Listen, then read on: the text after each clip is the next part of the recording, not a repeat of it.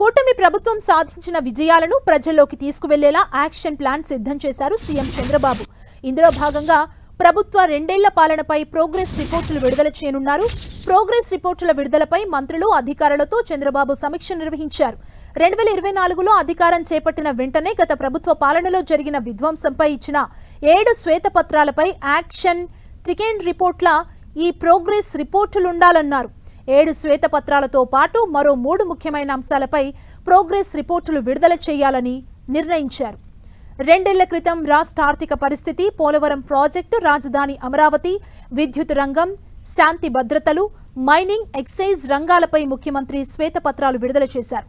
గత ప్రభుత్వంలో విధ్వంసమైన రాష్ట్రాన్ని 2 ఏళ్లలో వికాసం వైపు ఎలా తీసుకెళ్లింది, రాష్ట్రం అన్ని రంగాల్లో ఎంతలా పురోగతి సాధించింది వంటి అంశాలను తాజా ఈ ప్రోగ్రెస్ రిపోర్ట్లో పొందుపరచాలని అధికారులకు చెప్పారు సీఎం.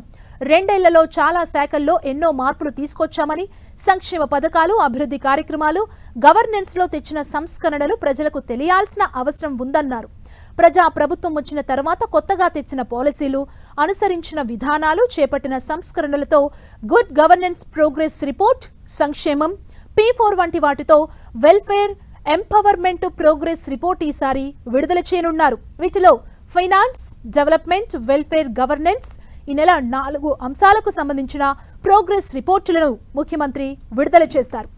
6 పేపర్లు మంత్రులు రిలీజ్ చేసిన తర్వాత మిగిలిన 4 పేపర్లు ప్రజల ముందుంచాలని ముఖ్యమంత్రి నిర్ణయించారు. జూలై 18 కల్లా మొత్తం అన్ని రిపోర్టులు విడుదల చేసేలా ప్రణాళికలు సిద్ధం చేయాలని సీఎం సూచించారు.